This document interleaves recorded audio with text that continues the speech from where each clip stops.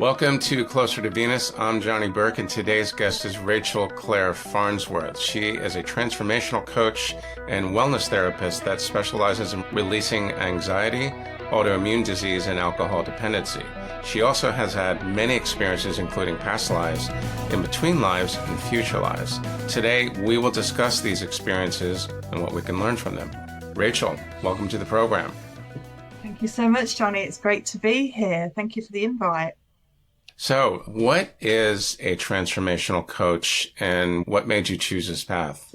Well, it wasn't the plan. I didn't wake up one day and decide that's what I was going to be. It's kind of how sort of guided me, really. I was going through a bad time in my personal life.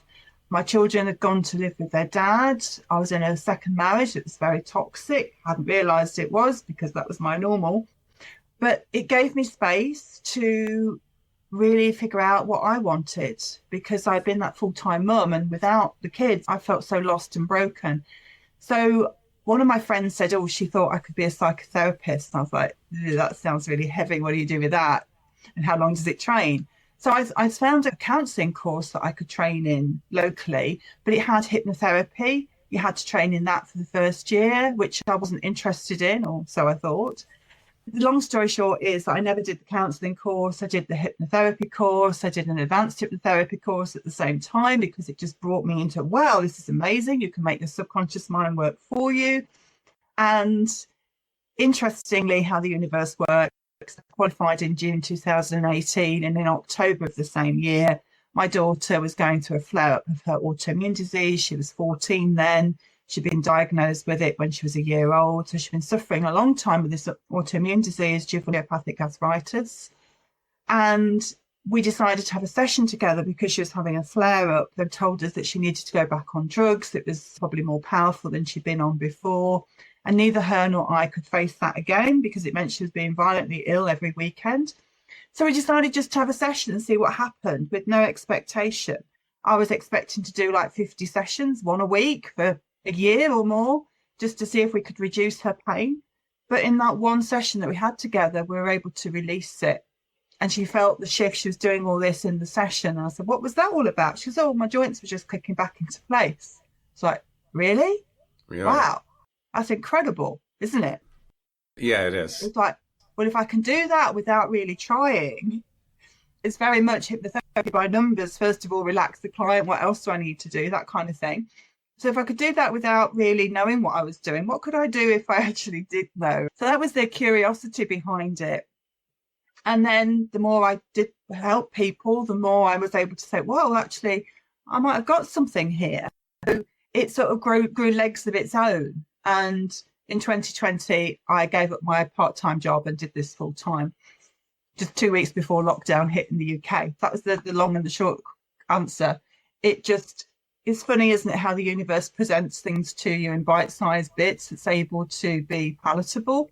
Because if someone said to me, you need to train in hypnotherapy, I'd have just gone a flat no way. I'm not interested.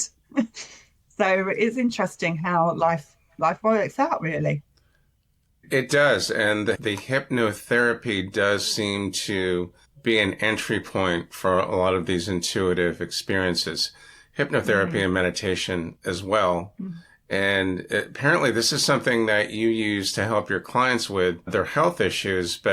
And I think what you do is you go into their past lifetimes. But before we get into that, have you had experiences yourself with things like past lives and life in between lives and things of that nature? Yes, I have. Well, my first experience of a past life was being an Indian, like a red Indian. And as that moment, I was actually witnessing myself dying. I could feel this pain in my forehead, like I'd been shot with an arrow. And I actually believe that's why I suffer with migraines in this lifetime. Because since I've been in that scene, my migraines stopped. My migraines just finished. Okay. So I think that was a big thing. A head injury in a past life can very often, I've learned since, can very often be a trigger to a migraine in this lifetime. You've had experiences with past lifetimes, life in between lives, and future lives. Which one happened first, or did they kind of all happen at once? Well, the Red Indian one that I've just described was the first one I witnessed. And then in that regression session, I went to an in-between life as a second scene, which was after that Indian one that I just described. So it was like an in-between life. And that in-between life experience wasn't looking at soul contracts or soul family members. I don't know whether you'd say it was a very British thing. I think it was just very, very quiet. It felt like I could be a piece of soil. I could be the air. I could be a little sparrow, a tiny bird. I could be anything. But the immense peace and blissfulness feeling that I had was incredible. Like I really felt connected to everything, everybody, the whole universe. It was just an amazing, blissed feeling, like I was on something, but I wasn't. I was just there going, wow. You know, and it took a while to sort of work out who I was, because I wasn't a thing. I was just like a piece of air or a molecule or whatever. And it was like a choice. I could choose to be in anything. It was a very surreal experience, but it was a beautiful one. Okay. Were these experiences, because you've obviously had more than one, did they take place before your therapy work, your practice, or was it about the same time? What was the timeline? It was because of the work I do. It was another therapist guiding me into going back into a past life or going into whatever. We were just exploring. She just trained them and just like, oh, let's just experiment and see what happens and see where we go. And we were both very surprised at what's possible, because the subconscious mind is an incredible tool. It is 95% of everything we do, think and feel about ourselves. And using the subconscious, you're able to go past lives, future lives, wherever you want to, this lifetime. You're able to go all over the place. You can time hop. Talking about future lives is something that I don't hear a lot about. During a discussion about past lives or the in-between space, which, by the way, the in-between space does come up an awful lot. It's got several different names: the healing place, home, some might even call it heaven. But how do you switch from viewing a past life to viewing a future life? What is that like? It's very similar to going back into a past life. It only we're just time hopping in front. It's like just seeing yourself, instead of being pulled back, you're going forward into 5 years, 10 years, 1,000 years, wherever you want to be. And it's an amazing thing, actually. And I love it, because if you can imagine being your own guide, you've already done it 5 years, 10 years in the future, 20 years, whatever it is that you want. Wouldn't it be amazing? And it is possible to go into 20 years in the future, see where you are, what were your learning curves, what mistakes did you make, who did you collaborate with, all those sort of things. That is just being your own guide and your own support and your own mentor, finding out where you are. Are you still in this country? Have you moved? What was that launching thing into your business or whatever it was, into your personal life? Who did you meet? Who were you with? It's just a beautiful thing. And then you bring that experience, that knowledge back into the now, and the energy of your future evolved self into the now. And so you're collapsing time. It's beautiful. It is. It's amazing. And you can see who you collaborate with. You can see, if you're writing a book, what's your book title? What's it all about? It's just an amazing experience. And it's just like collapsing time, because you're not second guessing so much. You've got like a more of a laser focus into what you want in life. It's brilliant. So how far into the future were you actually able to go? Well, when I was training, Gersh, who trained me, she said, let's go 1,000 lifetimes into the future. Wow. 1,000 lifetimes or 1,000 years? 1,000 lifetimes, yes, 1,000 lifetimes. And you're like, can't get my head around that. What's that even going to look like? Now, some people in the group were getting messages like, just keep going, or you're doing the right thing, or you're on the right path, that kind of thing. I didn't get that. What I got was this amazing, like, electric bolt of lightning. It felt like it was coming through my crown chakra. It felt really powerful, like a bolt of lightning. I had to ask it to turn it down because it was just so intense. But it felt like I was being held. It felt lovely. It felt loving. but it was very an intense energy, and it just sort of filled the whole of me up. It was an incredible experience, and it was just an amazing experience of all this energy. I didn't know where to do it, and I need to turn it down because it felt like I was going to explode. It was so intense. Obviously, I didn't. If you're that far into the future, what does the world look like? Are there still buildings? Are there still phones? Do people still have jobs? That what would does be it a look great like? experience. I don't know. I didn't experience that. It was just the energy of it. It was just like a snapshot. But it would be great to go back or go forward again and find out those sort of answers. It was just in that moment, I don't feel like I had a body. I felt like I was more of an evolved being. So maybe I'm not the right person to ask what we're doing on the planet, because I don't actually feel like I had a body in 1,000 lifetimes. I felt like I was this more evolved spirit being. Like maybe a light being? Definitely, yes. Yes. I'm not really sure the Earth is going to be here 1,000 lifetimes from now. That's just a thought. Let's talk about your practice. How do you use what you've learned about past lives and the in-between space and the future lives to actually help your clients? I just go back to how, when, and where the issue began that they want to work with. I do work with anxiety, depression, and long-term health conditions, because the body tells the story. Whatever your body's telling you, there's a message there in the pain and symptoms. So it's just about going back into how and where it began. Very often it is this lifetime. Sometimes it is a past life.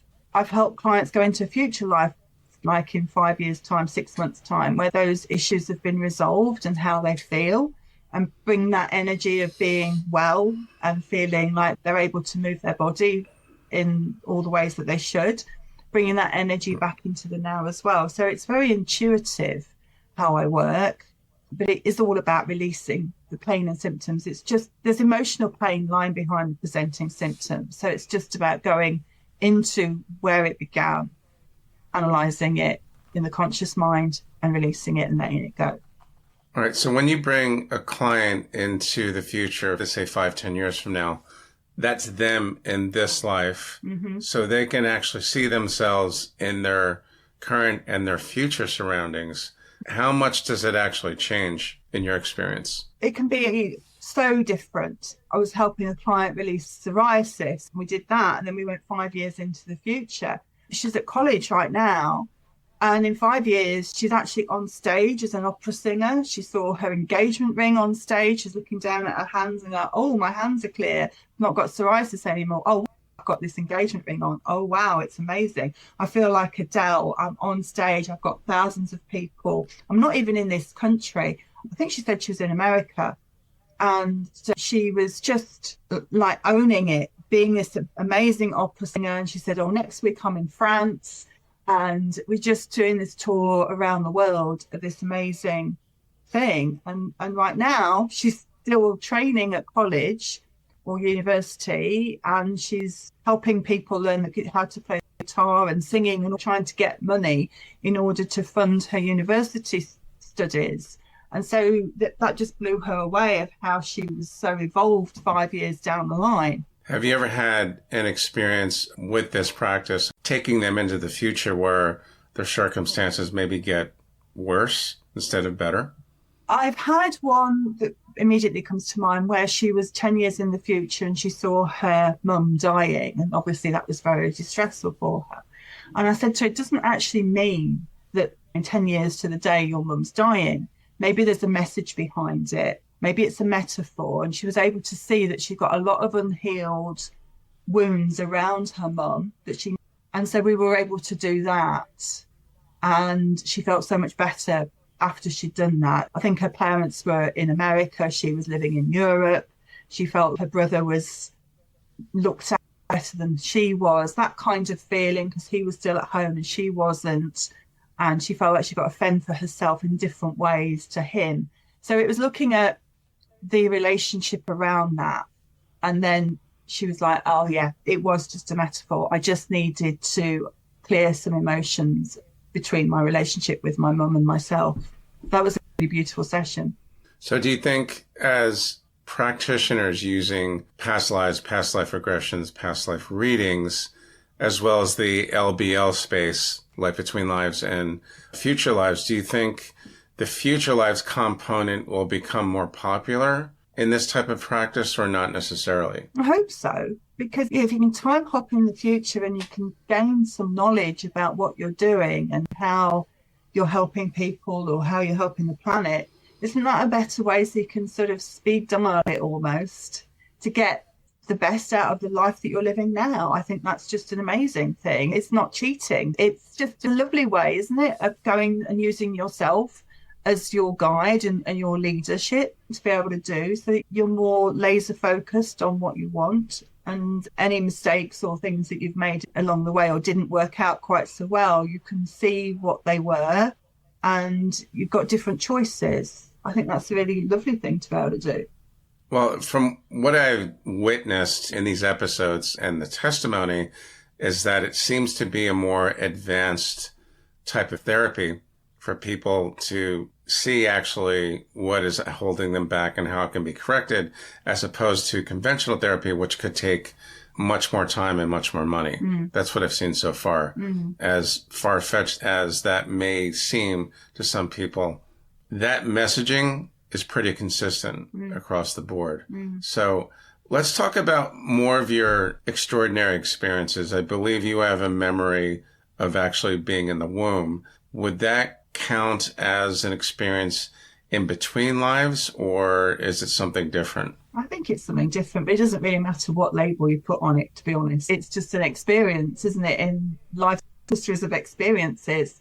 And it was something that came to me quite a lot as a little kid, but I sort of dismissed it, thinking it was just like a dream almost that just kept reoccurring in my head when I was awake, not just asleep, but when I was awake.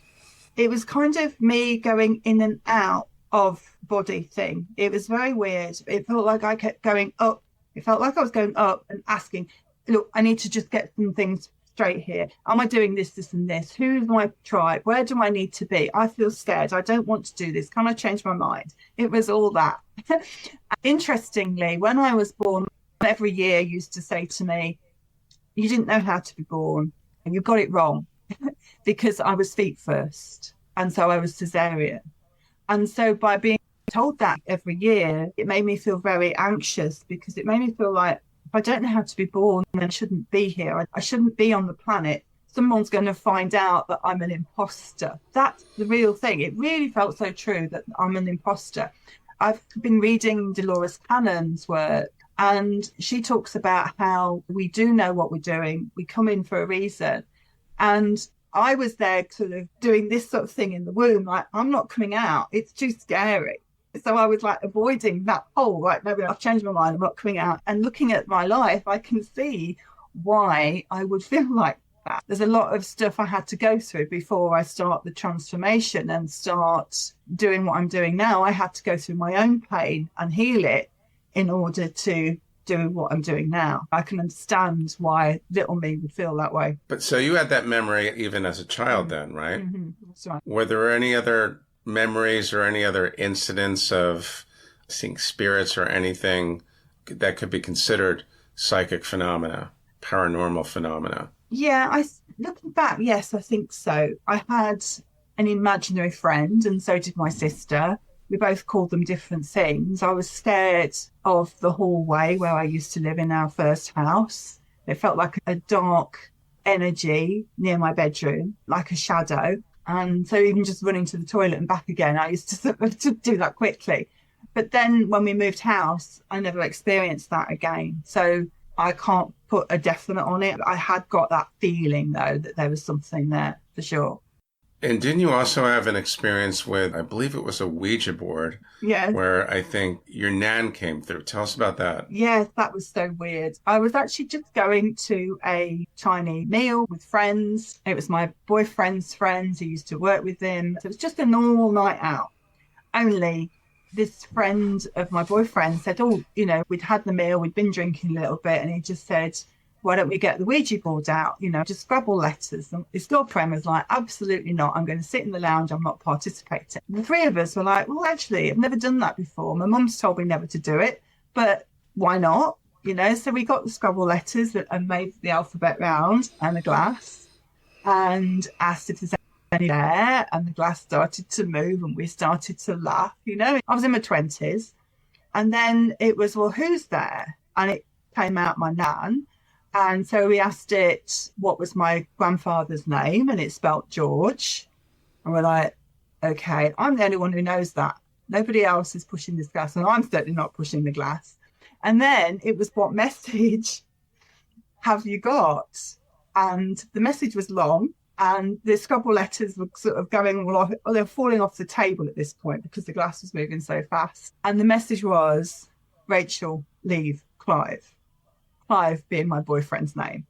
Is the glass moving? Was it moving by itself, or did you have your fingertips on it? It was moving like that, very fast. Nobody was holding it. It was too fast to be. No one was touching it. With all three of us have got our fingers on the glass, but it was moving so fast. No one was pushing or pulling it. They couldn't have been. It was a bit spooky. And I was in my 20s. So I walked home on my own at 3:00 in the morning because he self-dumped. Interesting. Was that your first experience with what we would call the non-physical world? Yes. Or were there others? Okay. No, that was the first. Didn't also your son have a past life memory? Yes, he did. That was a bit very interesting, actually, as well, because he just started crying. And I went to comfort him, as you would, and just said to him, what's the matter, sweetheart? And he just said, I want my other mother. I said, what do you mean you want your other mother? Well, not you, Mummy, my other mother. And we didn't talk about mother. That's not a word that we particularly used. It's mummy or mum. But he distinctly said, I want my other mother, not you, Mummy. And so I was trying to get him to talk. He was sobbing uncontrollably. I'd have taken him there if I knew where she was. I can't describe how I felt. And I felt like powerless, helpless. I didn't know what to do except to hold him and tell him that he was loved and that I loved him and I'm his mum. But he was like, no, Mummy, I don't want you. I want my other mother, sobbing uncontrollably. Now I talk about it to him and he's forgotten all about it. He doesn't recollect that at all. So he's forgotten about it completely. He just thinks I'm the woo-woo one now. You also have a story about your current partner and messages that I think you both were receiving at the time. Yes, that was quite an interesting thing as well, because I've been to a group of people and they'd sort of said to me, oh, you might be interested in this Telegram group. So I went on that. And then somebody else introduced me to another Telegram group. So it's about real history, real geography, and a spiritual group on Telegram. And Kevin was on both of those. So to me, it was like, wow, if somebody thinks like me, that's great.